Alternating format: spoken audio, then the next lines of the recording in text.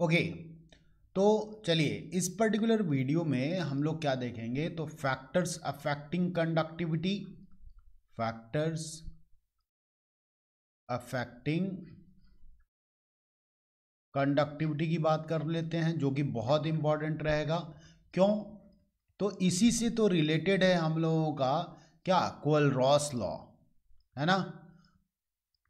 कोलरॉस law इसी topic से relate करता है, जो कि बहुत इंपॉर्टेंट है आपके एग्जाम के लिए। ऑब्वियसली एक साइंटिस्ट का नाम है तो इंपॉर्टेंट तो वैसे ही रहेगा, इतना तो आप समझते ही हैं। दूसरा हम लोग बात करेंगे किसके लिए, फैराडे लॉ की, है ना। क्योंकि प्रीवियस वीडियो में हम लोग क्या क्या देख लिए, हम लोग रेजिस्टेंस, रेजिस्टिविटी, इन सारी चीज़ों को डिस्कस कर चुके हैं। यही दो टॉपिक इलेक्ट्रोलिटिक सेल के मेजरमेंट का हम लोगों का बचा हुआ है, तो इसको बेहतरीन तरीके से देखेंगे। और इस पे जो भी क्वेश्चंस आते हैं वो 3 मार्क्स में आते हैं, 3 मार्क्स में, ठीक है। तो ध्यान रहे, और दोनों ही टॉपिक न्यूमेरिकल में आते हैं, तो न्यूमेरिकल यहाँ से बनता है 3 मार्क्स का, आपके लिए इंपॉर्टेंट है, आप इस चीज़ को ध्यान में रखेंगे। चलिए सबसे पहले अगर हम लोग बात करें फैक्टर्स अफेक्टिंग कंडक्टिविटी का, तो होता क्या होगा। तो अगर मैं बात करूं, देखिए हमारे पास एक इलेक्ट्रोलिटिक सॉल्यूशन था, है ना। यहां पर कोई ना कोई इलेक्ट्रोलिटिक सॉल्यूशन है। अब अगर इसमें कंडक्टिविटी कैसे चेंज होती होगी, इसकी अगर हम लोग बात करते हैं, तो सबसे पहले मैं यहां पे बात करूं, अगर मैं टेम्परेचर अगर मैं बढ़ाऊंगा, ठीक है, तो उस टाइम पे क्या होगा, काइनेटिक एनर्जी ऑफ आयंस जो होगी वो इंक्रीज हो जाएगी, है ना। तो मैं यहां पे लिखता हूं, ऑन इंक्रीजिंग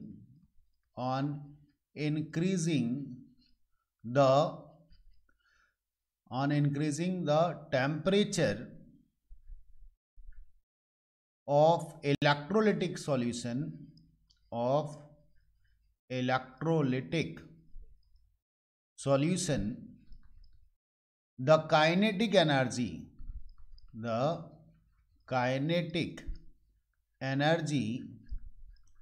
of ions, जो भी कैटायंस या एनायंस हैं वो इंक्रीज हो जाएगा, है ना। Ions increases. चलिए इतनी बात तो समझ में आ गई। अब जब मूवमेंट यहाँ पर आयंस जो हैं उनका अगर इंक्रीज हो गया, तो डिपोजिशन भी आसान हो जाएगा, है कि नहीं। एंड हेंस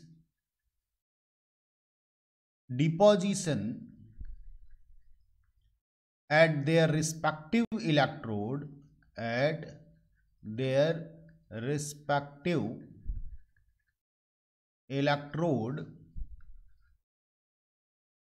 also increases, है कि नहीं। मतलब ओवरऑल कंडक्टेंस या कंडक्टिविटी भी इंक्रीज हो जाएगा, है ना। हम क्या कर सकते हैं, ओवरऑल कंडक्टेंस और कंडक्टिविटी also increases।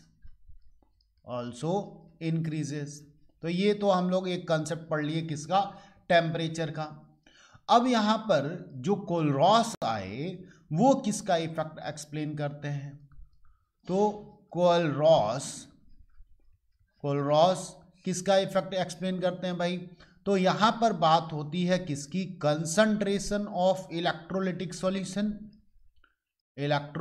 सॉल्यूशन, या कंसंट्रेशन की अगर हम लोग बात कर रहे हैं तो वहां पर हम डाइल्यूशन की भी बात कर सकते हैं, डाइल्यूशन ऑफ इलेक्ट्रोलिटिक सॉल्यूशन। अब चलिए कंसंट्रेशन या डाइल्यूशन को पढ़ने से पहले आपको इलेक्ट्रोलाइट का नेचर समझना चाहिए, है ना। होता क्या है आपको पता है, इलेक्ट्रोलाइट्स क्या चीजें होती हैं भाई। तो ऐसा कोई भी सबस्टेंस जो आयंस में ब्रेक डाउन हो जाए उसी को आप इलेक्ट्रोलाइट्स बोलेंगे, है ना। ओरिजिनल डेफिनेशन तो हम लोग क्या कहते हैं, the chemical substance that get ionised in the presence of electricity, जो इलेक्ट्रिसिटी के प्रेजेंस में क्या हो जाए, आयोनाइज हो जाए, उसको आप इलेक्ट्रोलाइट्स बोलते हैं। अब इलेक्ट्रोलाइट्स का जो नेचर है वो दो कैटेगरी में हम लोग बांट देते हैं, ठीक है। एक हम लोग बोलते हैं स्ट्रॉन्ग इलेक्ट्रोलाइट, स्ट्रॉन्ग इलेक्ट्रोलाइट, ठीक है। और दूसरा हम लोग बोलते हैं वीक इलेक्ट्रोलाइट, वीक इलेक्ट्रोलाइट। अब यहां पर समझने की बात यह है कि स्ट्रॉन्ग इलेक्ट्रोलाइट को हम लोग चाहें थोड़े से वाटर के अमाउंट में डिसॉल्व करें या ज़्यादा वाटर के अमाउंट में डिसॉल्व करें, अगर सेम क्वांटिटी में हम लोग डिसॉल्व कर रहे हैं तो वो 100% आयोनाइज हो जाता है। तो मैं यहाँ पे लिखूंगा 100% ionised, ionised in any amount of, any amount of water, ठीक है।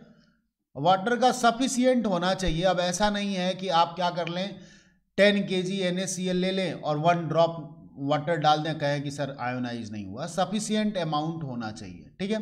सफिशियंट अमाउंट का मतलब सॉल्यूट इलेक्ट्रोलाइट होना चाहिए और सॉल्वेंट क्या होना चाहिए, वाटर होना चाहिए।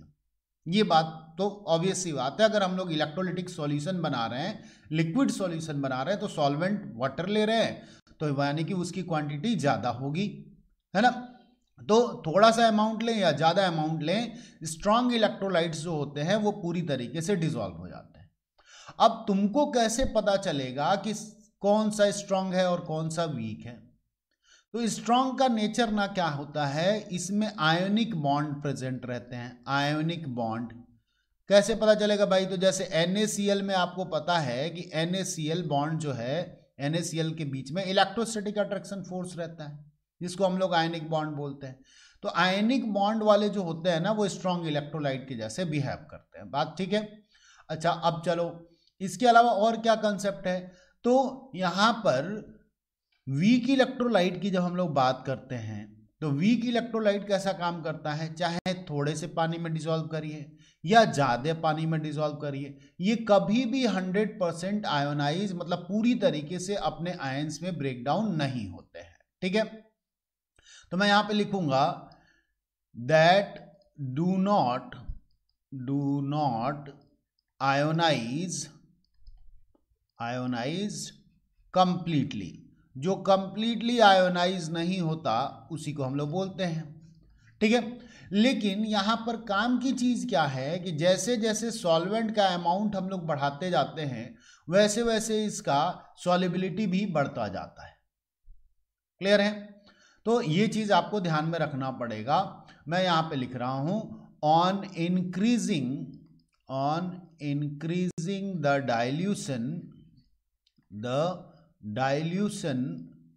डाइल्यूशन मतलब क्या? सॉल्वेंट की क्वांटिटी बढ़ा रहे हैं of weak electrolytic solution, the solubility of electrolyte increases। ये पॉइंट तुम्हारे काम का है, इसी के बेसिस पे आगे हम लोगों को एक्सप्लेनेशन मिलने वाला है, ठीक है। तो चलो अभी हम लोग क्या समझ गए कि इलेक्ट्रोलाइट जो होते हैं, जो आयोनाइज होते हैं, जो इलेक्ट्रोलिटिक सेल में लेते थे, जिनके डिपोजिशन से इलेक्ट्रिसिटी कंज्यूम होता था और केमिकल एनर्जी में स्टोर होता था, ये हम लोग प्रीवियस वीडियो में पढ़ लिए हैं, ठीक है। अब अगर आप नहीं पढ़े तो आप प्रीवियस वीडियो जाके देख लीजिए, ठीक है। अब सुनो, ये जो इलेक्ट्रोलाइट है जिसका सॉल्यूशन बनाकर हम लोग इलेक्ट्रोलिसिस करा रहे थे, वो दो टाइप के होते हैं, एक स्ट्रांग हो गया, दूसरा वीक हो गया। स्ट्रांग की नेचर क्या हो गई? तो जो 100% आयोनाइज हो जाएगा, और वीक का नेचर क्या हुआ? जो 100% आयोनाइज नहीं हो रहा है। लेकिन यहाँ पे क्या है, जब हम सॉल्वेंट की क्वांटिटी बढ़ा रहे हैं तो उसकी सॉल्युबिलिटी यानी कि आयोनाइजेशन प्रोसेस क्या हो रहा है? बढ़ता जा रहा है। इतनी बात क्लियर है? अब जब आयंस, नंबर ऑफ आयंस ज्यादा रहेंगे तो डिपोजिशन भी ज्यादा होगा, है कि नहीं?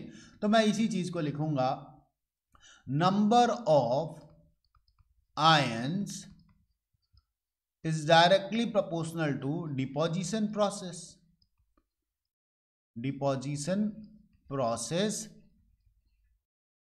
at respective electrode in electrolytic cell। है कि नहीं। इलेक्ट्रोलाइटिक सेल में ऐसा ही होता होगा, जितना ज़्यादा आयंस। अब तुम समझो ना, अगर तुम्हें थोड़ा सा भी कंफ्यूजन हो रहा है तो तुरंत इमेज बनाओ। पढ़ने का बेस्ट तरीका क्या होता है बच्चे? पढ़ने का बेस्ट तरीका ये है कि आप इमेजिनेशन करके पढ़ें, है ना। इसको आप एनोड बना ले रहे थे, इलेक्ट्रोलाइटिक सेल में पॉजिटिव टर्मिनल था, इसको आप कैथोड बना ले रहे थे, नेगेटिव टर्मिनल था। यहाँ पर हम लोग अपोजिट चार्ज के आयन ले रहे थे, late us suppose positive negative positive negative positive negative, मैं ऐसे कर दिया। तो नेगेटिव वाला आयन जाकर ऑक्सीडाइज होता था, कहाँ पर जाता था? तो एनोड पर जाता था। अब ये समझना होगा कि जितना ज़्यादा आयंस रहेंगे उतना ज़्यादा डिपोजिशन होगा। यही तो मैंने लिखा है, number of ion is directly proportional to deposition process at their respective electrode, है ना। और पॉजिटिव चार्ज वाला कहाँ जाएगा? तो नेगेटिव टर्मिनल पे जाएगा। जितना ज़्यादा पॉजिटिव चार्ज उतना ज़्यादा जा सकते हैं, उतनी ज़्यादा इलेक्ट्रिसिटी कंज्यूम होगी, यानी कि उतनी ज़्यादा कंडक्टिविटी या कंडक्टेंस मिलेगा, है कि नहीं। अब यहां पर क्या हो रहा था, स्ट्रॉन्ग इलेक्ट्रोलाइट में तो नंबर ऑफ आयंस हम लोगों को जितने थे उतने पूरे मिल जा रहे थे, लेकिन वीक इलेक्ट्रोलाइट के केस में जैसे जैसे हम सॉल्वेंट की क्वांटिटी बढ़ाते जा रहे थे वैसे वैसे नंबर ऑफ आयंस भी कुछ ना कुछ प्रोपोर्शन में बढ़ते जा रहे थे, क्योंकि उनकी ब्रेकिंग फिर बढ़ती जा रही थी। यानी कि उनकी कंडक्टिविटी क्या होती होगी? सॉल्वेंट के डायरेक्टली प्रोपोर्शनल चलती होगी। जितना ज़्यादा सॉल्वेंट का अमाउंट उतना ज़्यादा कंडक्टिविटी।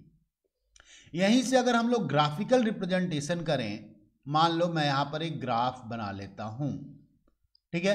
यहां पर मैं लिख देता हूं lambda m. Lambda m means क्या? प्रीवियस वीडियो में देख चुके हो क्या होता है लेमडा एम?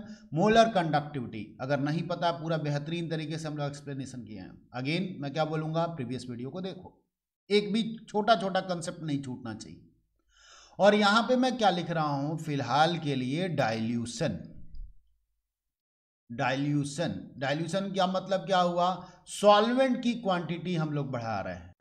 डाइल्यूशन का मतलब मैं यहां पर लिख रहा हूं, dilution means we are increasing, हम क्या बढ़ा रहे हैं? We are increasing solvent quantity, solvent quantity. Clear है?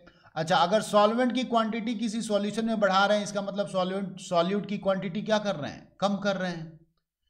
और यहीं पे मैं लिख सकता हूं वी आर डिक्रीजिंग क्या? Solute quantity per unit volume decrease हो जाएगा, क्योंकि सॉल्वेंट बढ़ा रहे हैं, सॉल्यूट क्वांटिटी। तो या तो आप यहां पर डाइल्यूशन लिख सकते हैं या 1/, कंसंट्रेशन लिख सकते हैं, बात एक ही है ना। अब अगर मैं स्ट्रॉन्ग इलेक्ट्रोलाइट की बात करता हूं, समझना, स्ट्रॉन्ग इलेक्ट्रोलाइट का लेट अस सपोज इस पॉइंट पे कुछ मोलर कंडक्टिविटी था। जैसे जैसे मैं डाइल्यूशन बढ़ाऊंगा, क्या नंबर ऑफ आयंस चेंज होंगे? तो इसका जवाब होगा नहीं, क्योंकि वो तो पहले ही आयोनाइज हो गया है। यानी कि डाइल्यूशन के बढ़ाने के साथ में उसकी कंडक्टिविटी चेंज नहीं होगी, यानी कि नियरली स्ट्रेट लाइन में हम लोगों को ग्राफ दिखेगा, है ना। तो ये मैं यहां पर लिख दूंगा स्ट्रॉन्ग इलेक्ट्रोलाइट। ओके, अब समझो, अगर मैं यहीं पे बात करता हूं किसका? वीक इलेक्ट्रोलाइट का, तो उसकी कंडक्टिविटी कुछ कम होगी, है कि नहीं। ये येलो कलर से मैं रिप्रेजेंट कर रहा हूं। लेकिन जैसे ही हम लोग डाइल्यूशन बढ़ाना चालू करेंगे, नंबर ऑफ आयंस भी बढ़ने चालू हो जाएंगे, और नंबर ऑफ आयंस जब बढ़ने चालू हो जाएंगे तो कंडक्टिविटी भी बढ़ती जाएगी। यानी कि इसका कुछ ग्राफ ऐसा बनेगा। इसको मैं क्या रिप्रेजेंट कर दूंगा? Weak electrolyte. क्लियर है कि नहीं? तो ये वीक इलेक्ट्रोलाइट हो गया, ये स्ट्रॉन्ग इलेक्ट्रोलाइट हो गया। अब इसी कंसेप्ट के बेसिस पे एक डिवाई थे जिन्होंने क्या किया, एक इक्वेशन दे दिया। क्या था इक्वेशन भाई? तो लेमडा एम नॉट, कई बार इक्वेशन पूछा गया है, ठीक है, equals to lambda M minus A under root C. ये क्या है? तो molar conductivity at infinite dilution. इस पॉइंट पे मान लीजिए इनफाइनाइट डाइल्यूशन पे, तो मोलर कंडक्टिविटी माइनस कांस्टेंट और अंडर रूट कंसंट्रेशन। तो ये भी आपको पता होना चाहिए। बस इक्वेशन डायरेक्टली पूछा जाता है, ना तो इस पे न्यूमेरिकल मिलेगा ना ही कोई चीज। ठीक है, चलो तो हम लोग फैक्टर्स में डाइल्यूशन का इफेक्ट देख लिए। अब कोलरॉस क्या कहते हैं कि भाई अगर वीक इलेक्ट्रोलाइट को हम इनफाइनाइट डाइल्यूशन तक लेकर जाएं तो उसका बिहेवियर कुछ स्ट्रॉन्ग इलेक्ट्रोलाइट के जैसा ही हो जाएगा, मतलब उसकी कंडक्टिविटी उतनी ही मिलेगी जितनी की स्ट्रॉन्ग इलेक्ट्रोलाइट की मिल रही थी। ठीक है कि नहीं? अब इसी चीज को हम लोगों को समझना है। तो कोलरॉस लॉ मैं यहां पर हेडिंग करूंगा, कोलरॉस लॉ। क्या कहते हैं भाई कोलरॉस लॉ? तो देखिए ये कहते हैं eight infinite dilution, eight infinite dilution, घबराने की जरूरत नहीं, अभी पूरी चीजें क्लियर हो जाएंगी। ठीक है, the molar conductivity, the molar और इक्विवेलेंट, कोई भी बात कर लें आप, equivalent conductivity of weak electrolyte, of weak electrolyte क्या हो जाता है? Become equal to, become equal to the molar conductivity, the molar conductivity of their ions, their ions equal to sum भी यहां पे लिख सकते हैं, सम ऑफ देयर आयंस। ठीक है, ऐसे लिख सकते हैं आप, equal to the molar conductivity, equal to the sum of their molar conductivity of ions. मैं इसको करेक्ट कर देता हूं, सही स्टेटमेंट लिखने में अच्छा लगे, पढ़ने में भी अच्छा लगे। ये जरूरी है एग्जामिनर को भी ना, आप ऐसे ना लिखें कि वो कंफ्यूज हो जाए। तो आसानी से हम लोगों को सिंपल लैंग्वेज में हमेशा लिखना होता है, equal to the sum of the molar conductivity, molar conductivity of their ions. अब एग्जैक्ट क्लियर हो रहा है, देयर आयंस। अब ये बात तो तुमको अभी समझ में आई नहीं होगी, इसको ना तुमको समझने के लिए क्या करना पड़ेगा? एग्जाम्पल समझना पड़ेगा। तो साइंस पेशेंस वाली चीजें हैं। मान लो हमारे पास एक वीक इलेक्ट्रोलाइट है, वीक इलेक्ट्रोलाइट को कैसे आइडेंटिफाई करेंगे ये तो मैंने बताया नहीं। तो बच्चे बड़ा सिंपल है, जो ऑर्गेनिक कंपाउंड वाले डेरिवेटिव होते हैं ना वो वीक होते हैं, जैसे CH3COOH, इसमें ऑर्गेनिक वाले कंपाउंड आ गए तो ये वीक इलेक्ट्रोलाइट के जैसा काम करेगा, है ना। चलो अब देखो, मान लो हमारे पास एक वीक इलेक्ट्रोलाइट है, मैं एग्जांपल ले लेता हूं CH3COOH, ये हमारे पास वीक इलेक्ट्रोलाइट है। तो हम इसमें कोलरॉस लॉ को कैसे यूज करने वाले हैं? तो इसका अगर हम सॉल्ट ले लें, सॉल्ट, तो सॉल्ट का नेचर कैसा होगा? वीक इलेक्ट्रोलाइट होगा या स्ट्रॉन्ग? तो इसका सॉल्ट में ले लिया सोडियम एसीटेट, CH3COONA। ये क्या होगा भाई? तो ये तो एक स्ट्रॉन्ग इलेक्ट्रोलाइट होगा ना, क्योंकि हम लोगों को पता है कि मैक्सिमम सॉल्ट्स जो होते हैं 100% आयोनाइज हो जाते हैं। ठीक है, अच्छा अब यहां पर Na आ गया। एक इनऑर्गेनिक एसिड में ले लेता हूं जैसे कि HCl, ये भी कैसा होगा? तो ये भी स्ट्रॉन्ग इलेक्ट्रोलाइट होगा, है कि नहीं। अब यहां पर ना दो कॉमन चीजें हम लोगों को हटानी है, NaCl को हटा दें तो हम लोगों को मोलर कंडक्टिविटी मिल सकती है। अभी देखिएगा पूरी तरीके से क्लियर हो जाएगा। तो मैं एक और ले लेता हूं स्ट्रॉन्ग इलेक्ट्रोलाइट, NaCl, ये भी क्या होगा हम लोगों का? स्ट्रॉन्ग इलेक्ट्रोलाइट होगा। अब यहां पर समझने की बात यह है, कोलरॉस लॉ के अकॉर्डिंग ये वीक इलेक्ट्रोलाइट है, अगर इसको इनफाइनाइट डाइल्यूशन पे ले जाएं, या फिर ऐसा कहिए कि इससे हम मैक्सिमम कितनी कंडक्टिविटी करा सकते हैं, तो उसको हम लोग बिना प्रैक्टिकल परफॉर्म किए भी कैलकुलेट कर सकते हैं। क्योंकि स्ट्रॉन्ग इलेक्ट्रोलाइट है, इसको तो थोड़े से ही पानी में डिसॉल्व करने पर जो कंडक्टिविटी मिलेगी वो हम लोगों को मिल जाएगा। अब इनमें से देखिए, मैं इसको फर्स्ट को और सेकंड को अगर ऐड कर दूं और थर्ड वाले को सब्सट्रैक्ट कर दूं तो हमको क्या मिलेगा? मैं यहाँ पे लिखूँ CH3COONA और प्लस मैं यहाँ पे लिखता हूँ HCl, ये रिएक्शन मैं नहीं लिख रहा हूँ, और माइनस में लिख रहा हूँ NaCl, इनके डेटा जो होंगे उसकी मैं बात कर रहा हूँ।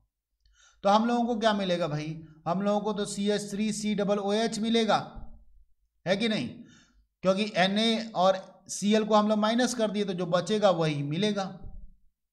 तो यहां से हम लोग आसानी से कैलकुलेट कर सकते हैं कि इनफाइनाइट डाइल्यूशन में मैक्सिमम अगर डाइल्यूट कर दिया जाए तो इसकी मोलर कंडक्टिविटी या इक्विवेलेंट कंडक्टिविटी कितनी आएगी। ठीक है, बात समझ में आ गया कि नहीं। तो ये इसमें ना बहुत फेमस क्वेश्चन भी बनता है, अभी मैं दिखाऊंगा आप लोगों को। थोड़ा सा पहले इसका बेसिक हम लोग समझ लें। प्रीवियस वीडियो में ना हम लोग क्या पढ़े थे, मोलर कंडक्टिविटी तो पढ़े थे। मोलर कंडक्टिविटी को आप किससे रिप्रेजेंट कर रहे थे, तो मोलर कंडक्टिविटी को हम लोग रिप्रेजेंट कर रहे थे लैम्डा एम से। अगर मैं फॉर्मूला याद दिलाऊं तो कप्पा इंटू 1000 अपान एम लिखे थे। एम क्या था, मोलारिटी था सॉल्यूशन का। ये के जो है वो कप्पा यानी कि स्पेसिफिक कंडक्टेंस या जिसको आप कंडक्टिविटी बोलते हैं वो था, और 1000 तो वॉल्यूम था। अब अगर इनफाइनाइट डाइल्यूशन पे मोलर कंडक्टिविटी हम लोग कैलकुलेट करें तो उसको कैसे रिप्रेजेंट करेंगे, तो molar conductivity at infinite dilution, तो इसको भी तो कैलकुलेट करने का कोई ना कोई तरीका होना चाहिए। इनफाइनाइट डाइल्यूशन, तो इसको हम लोग कैसे कैलकुलेट करेंगे भाई, तो इसको हम लोग रिप्रेजेंट कैसे करते हैं, तो लैम्डा एम लिख देंगे और नॉट साइन लगा देंगे, या फिर आप कैसे लिख देते हैं, तो लैम्डा एम लिख देते हैं और इनफाइनाइट साइन बना देते हैं। तो ये किसको रिप्रेजेंट करता है, ये इनफाइनाइट डाइल्यूशन को रिप्रेजेंट करता है। ठीक है, तो बेसिक डिफरेंस हम लोगों को समझ में आना चाहिए, तभी हम लोग जाकर क्वेश्चंस को कर सकते हैं। अब यहां पर एक इंपॉर्टेंट लिंक ये बन जाता है, देखो अगर तुम अल्फा पढ़े हो, सॉल्यूशन में ही मैं बताया था, तो अल्फा क्या होता है, degree of dissociation.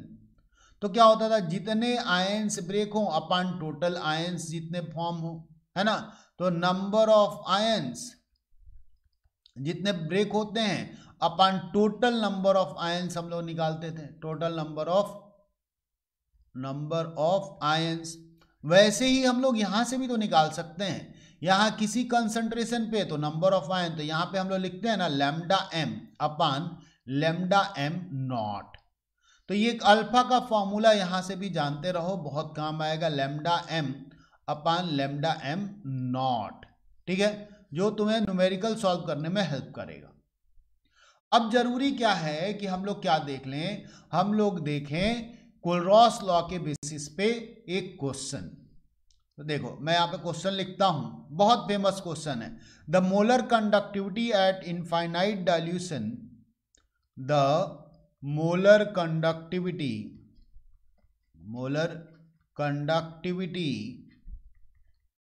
Eight infinite dilution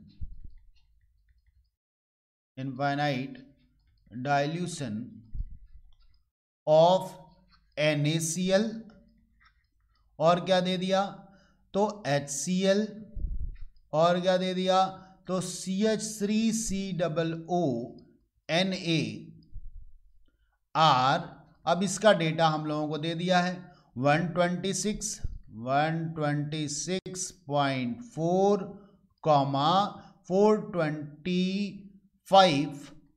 425.9 and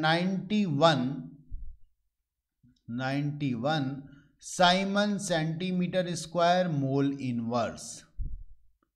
ठीक है, फिर कह रहा है what will be the molar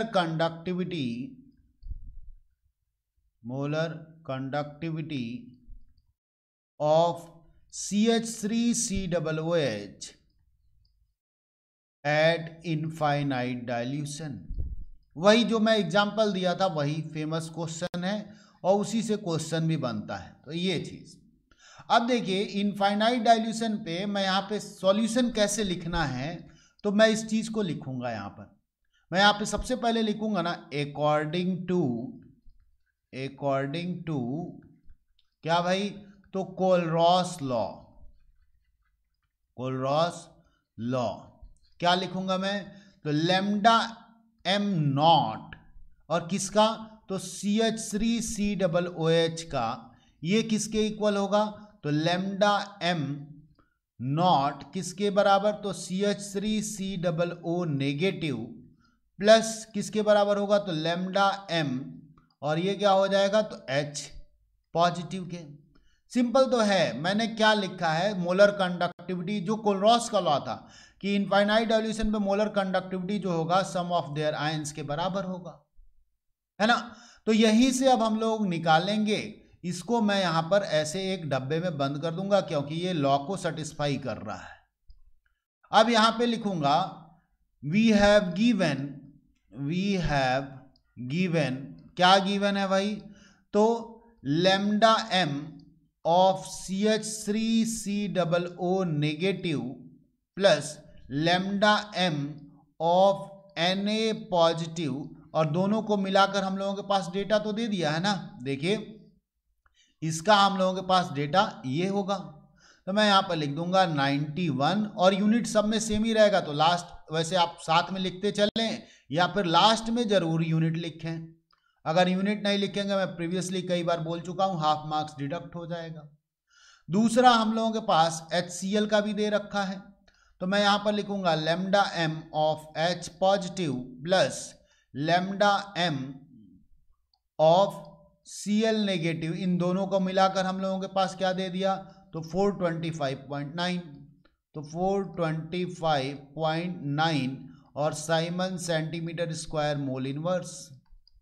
और तीसरा हम लोगों को दे रखा है NaCl का, तो मैं यहां पर लिखूंगा लैम्डा एम और यहां पर Na पॉजिटिव और plus lambda M of Cl negative equals to, तो ये हम लोगों के पास था 126.4, तो 126.4 साइमन सेंटीमीटर स्क्वायर और मोल इनवर्स।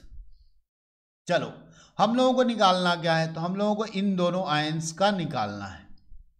देखिए अगर मैं क्या करूं, एक तो हमें इसका डेटा चाहिए इसको निकालने के लिए, और दूसरा हमें किसका डेटा चाहिए, इसका डेटा चाहिए। अब इसको अगर इन दोनों में से हम लोग माइनस कर दें तो हम लोगों को मिल जाएगा।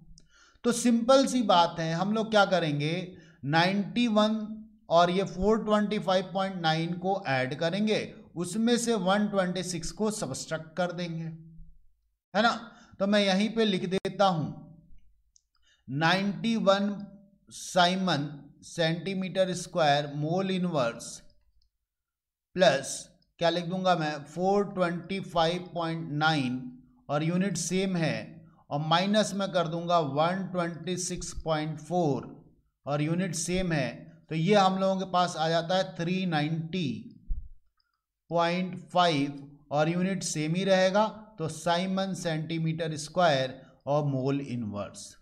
बस हम लोगों का आंसर आ गया। इतना ही तो सिंपल क्वेश्चन आता है। क्लियर है कि नहीं। तो ये था हम लोगों का कोलरॉस लॉ का कंसेप्ट और कोलरॉस लॉ के बेसिस पे पूरी चीजें। अब दूसरा जो लॉ है हम लोगों का वो कौन सा है, फैराडे लॉ। बहुत इंपॉर्टेंट है फैराडे लॉ।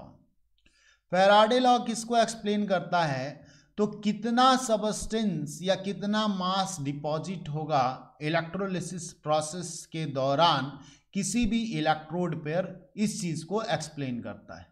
ठीक है, तो पहला पॉइंट तो मैं ही लिख दूंगा, इट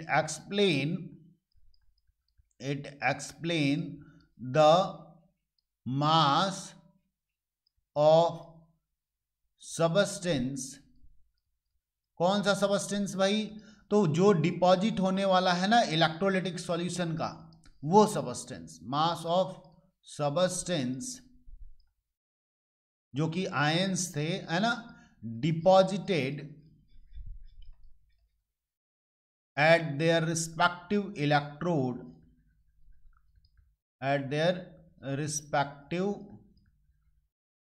electrode, इसको एक्सप्लेन करता है ये, है ना, bypassing specific amount of charge, amount of charge. मतलब सिंपल है, ये भी बहुत सिंपल है। अगर आपका कंसेप्ट क्लियर हो तो फैराडे लॉ की जरूरत ही नहीं पड़ती है, सच्चाई यही है।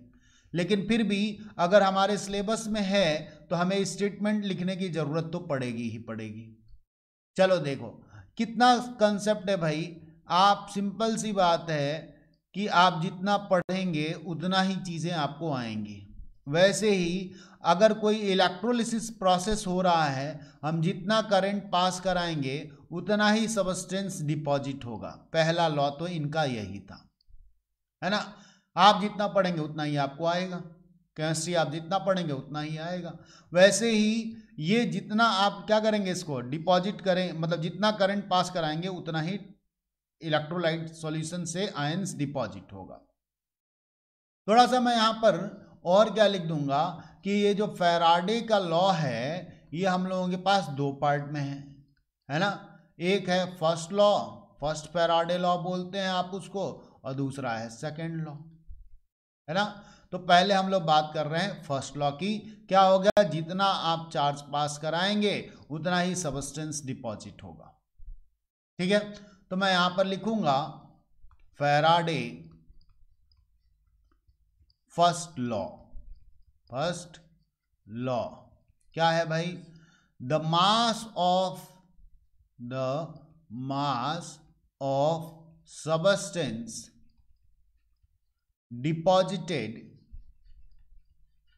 deposited at their respective electrode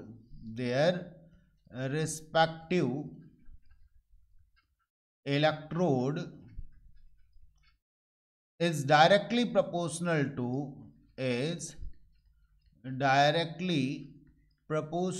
to quantity of charge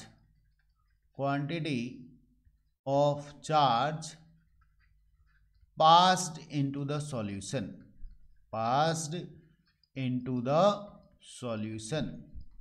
क्या मैंने लिखा है इस चीज को समझिए। मैंने बस यही सिंपली लिखा है कि भाई अगर हम लोग कोई इलेक्ट्रोलिसिस प्रोसेस करा रहे हैं तो जितना चार्ज हम पास कराएंगे उतना ही मास डिपॉजिट होगा रिस्पेक्टिव इलेक्ट्रोड पर। ठीक है, तो अगर मैं कहूं कि let us suppose W gram of substance deposited by passing q coulomb of charge। तो फर्स्ट लॉ के अकॉर्डिंग क्या हो जाएगा, हम लोग कहेंगे W is directly proportional to Q। Proportionality का साइन हटाएंगे, हम लोग क्या लगा देंगे भाई, W equals to Z into Q। तो यही तो फर्स्ट लॉ हो जाता है हम लोगों का। इतना तो आना ही आना चाहिए, स्टेटमेंट भी पूछा ही जाता है। वेयर Z क्या होगा भाई, तो मैं इसको लिखूंगा where Z is what, constant. कौन सा कांस्टेंट, तो हम लोग बोलते हैं इलेक्ट्रोकेमिकल इक्विवेलेंट कांस्टेंट। ठीक है, चलो आगे बढ़ो। तो Q इक्वल, अब हमारे पास फॉर्मूला क्या था, W इक्वल्स टू Z और Q था। Z अगर हम लोग निकालेंगे तो निकालेंगे कैसे, तो Z इक्वल्स टू सिंपली हम लोग लिखते हैं E बाई 96500। अब ये E क्या है, तो E हम लोग बोलते हैं इक्विवेलेंट मास। इक्विवेलेंट मास कैसे निकालते थे आप, इक्विवेलेंट मास, तो इक्विवेलेंट मास आप निकालते हैं molar mass upon n factor से। अब ये n फैक्टर क्या होता है, तो n फैक्टर होगा जो भी आपके पास चार्जेस गिवन होंगे वही आपका n फैक्टर होगा। ठीक है, जैसे अगर लेट अस सपोज, अब इक्विवेलेंट मास पहले Z निकालना जान जाओ, तो अगर मान लो हमें Cu+2 का अगर इक्विवेलेंट मास निकालना है तो Cu का मास, मोलर मास कितना होता है इसका? मोलर मास हम लोग ऑन एवरेज 63 लेकर चलते हैं, 63.5 होता है, ठीक है। और n फैक्टर क्या होता है? तो यहाँ पर पॉजिटिव 2 चार्ज दिया है तो मैं इसमें 2 से डिवीजन दे दूंगा, तो वो हमारा फिर क्या आ जाएगा? इक्विवेलेंट मास आ जाएगा, है ना। अब इक्विवेलेंट मास आ गया, अगर हमें Z निकालना होगा तो मैं सिंपली क्या करूंगा? 63.5 और बाई n फैक्टर क्या हो गया? तो 2 और इनटू क्या हो गया? ये 96500। तो यह ऐसे आप Z निकालेंगे, है ना। तो आई होप आपको Z क्लियर हो गया कैसे निकालेंगे इलेक्ट्रोकेमिकल इक्विवेलेंट। अब यहाँ पर Q का फॉर्मूला भी तुम पढ़े हो फिजिक्स में, क्या लिखते हैं? W इक्वस टू, अगर मैं Z और Q लिखा हूं तो Q इक्वस टू तुम्हें पता है I इंटू टी होता है, ठीक है। Coulombic charge equals to current in ampere और टाइम इन सेकेंड। तो मैं ये भी लिख देता हूं, करंट इन एम्पियर और टी क्या होता है भाई? तो टी होता है टाइम इन सेकेंड, है ना। तो W इक्वस टू मैं ये भी लिख सकता हूं Z into I into T. तो ये भी हम लोगों का फॉर्मूला हो गया जो न्यूमेरिकल सॉल्व करने में हेल्प करेगा, ठीक है। दूसरा सेकेंड लॉ क्या कहते हैं ये, अब इसको समझने की जरूरत है। तो मैं यहां पे लिखूंगा Faraday second law, Faraday second law. अब फैराडे सेकेंड लॉ क्या कहते हैं? जब सीरीज में सेल कनेक्टेड हो एक दूसरे से, मान लीजिए दो हमारे पास इलेक्ट्रोलिटिक सेल है ना, यहां पर ये सीरीज में कनेक्टेड हैं, ऐसा हो गया। अब इसको हम लोग इससे कनेक्ट करा दिए, यहां से करंट फ्लो करा रहे हैं, इसका ये एनोड हुआ, इसका ये एनोड हुआ, ऐसे ही ये कैथोड हुआ और ये कैथोड हुआ, है ना।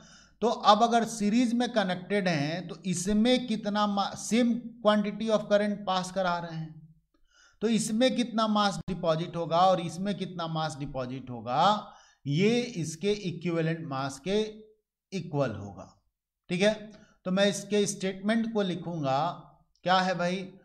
व्हेन टू और more electrolytic cell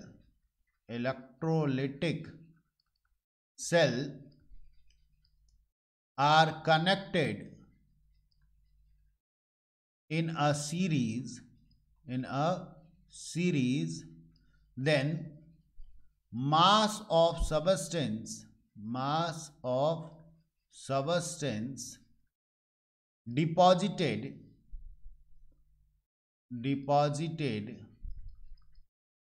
at their respective electrode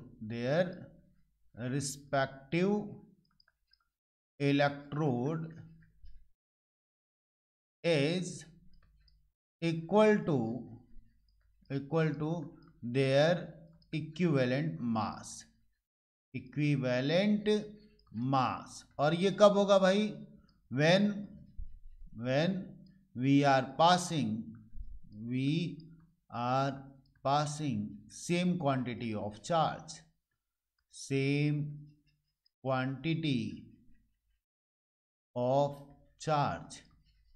ठीक है, जब सेम क्वांटिटी ऑफ चार्ज पास करा रहे हैं।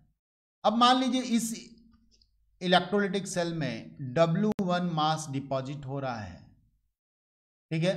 तो W1 कितना होगा भाई? तो ये इक्वल होगा किसके? E1 के। और इसमें W2 किसके इक्वल होगा? तो W2 होगा E2 के। इक्विवेलेंट मास के अकॉर्डिंग उतना ही डिपॉजिट होगा। तो यहीं से हम लोग निकालते हैं क्या? W1 upon W2 equals to E1 upon E2। और इक्विवेलेंट मास आप अभी निकाले हैं, कैसे निकाले हैं? तो अभी तो हम लोग किए थे, देखिए यहां पर इक्विवेलेंट मास निकालने के लिए मैंने बोला था molar mass upon n factor और n factor equals to charge. तो सिंपली इक्विवेलेंट मास हम लोग निकाल सकते हैं और वहां से हम लोगों को कितना मास डिपॉजिट होगा ये पता चल जाएगा। तो फर्स्ट और सेकेंड लॉ हो गया। अब इसके बेसिस पे जरूरी है कि हम लोग क्या करें, क्वेश्चंस को देखें तो ज़्यादा अच्छे तरीके से क्लियर होगा। मैं यहां पर लिखता हूं सबसे पहले, a solution of copper sulphate is electrolysed, a solution of copper sulfate is electrolyzed for 10 minutes, ठीक है, with a current of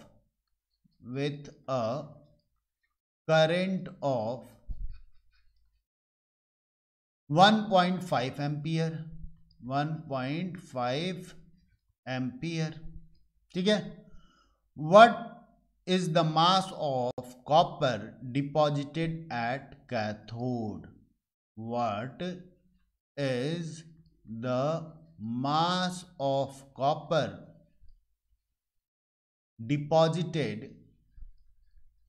deposited at cathode? ठीक है, प्रीवियस ईयर का आया हुआ क्वेश्चन है ये।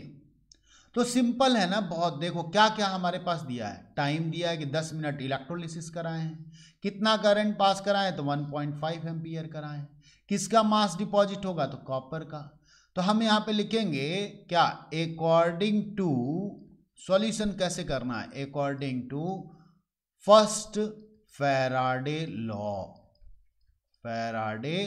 लॉ क्या हो जाएगा भाई, तो W equals to Z into I into t. मैं इसको बंद कर देता हूं डब्बे के अंदर। अब यहां पर मैं लिखूंगा, हमारे पास I दे रखा है कितना, 1.5 एम्पियर, ठीक है, और T दे रखा है हमारे पास 10 मिनट, लेकिन हम लोगों को टाइम किस में रखना होता है, सेकंड में। तो मैं यहां पर 10 इंटू क्या कर दूंगा, 60 कर दूंगा। ये हो गया हम लोगों का सेकंड।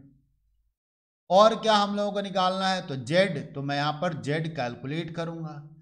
कॉपर का भी हम लोग किए भी थे, कॉपर का कितना होता है 63.5, एन फैक्टर कितना होगा 2 और इंटू 96500। तो मैं यहाँ पे लिख भी देता हूँ 63.5 मोलर मास था, एन फैक्टर था 2 और 96500 कूलम्ब होता है, ठीक है, 1 मोल का चार्ज। तो यहां से अब हम लोग करेंगे W इक्वल्स टू Z की वैल्यू में रखूंगा 63.5 अपान 2 इंटू 96500, और हम लोगों को I की वैल्यू रखनी थी, तो मैं यहाँ पे मल्टीप्लाई करूंगा 1.5 एम्पियर से, और T हम लोगों को रखना था तो 10 इंटू 60 कर देंगे। बस 1 लाइन में हम लोगों का आंसर आ जाएगा, जो कि कितना आता है हम लोगों का 0.296, और ये किस में आएगा, ग्राम में, ठीक है। ऐसे ही हमारे पास दूसरा क्वेश्चन है सेकेंड लॉ के बेसिस पे, 2 electrolytic cell containing silver nitrate solution, 2 electrolytic cell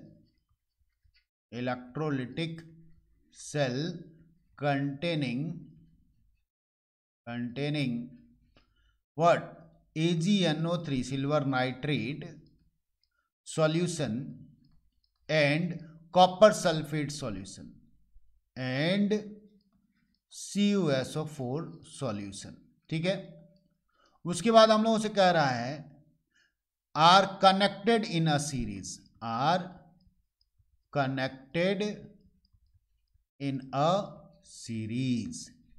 इतना हम लोगों को बोल दिया। फिर कह रहा है steady current of 2.5 ampere, steady current of 2.5 ampere was passed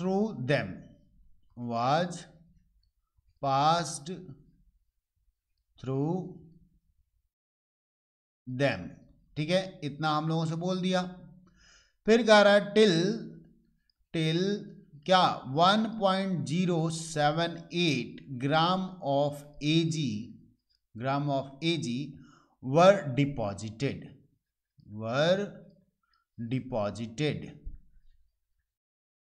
ठीक है, वर डिपॉजिटेड। फिर कह रहा है व्हाट मास ऑफ कॉपर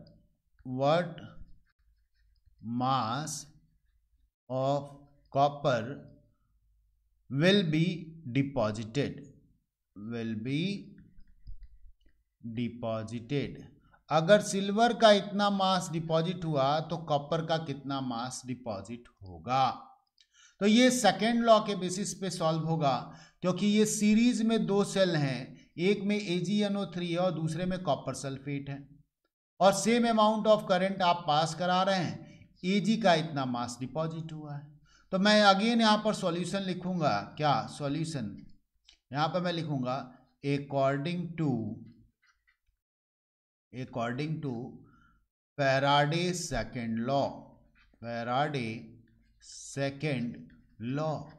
ठीक है, अब चलो क्या होता है भाई, तो W1 upon W2 equals to E1 upon E2, ये हम लोग कर दिए थे।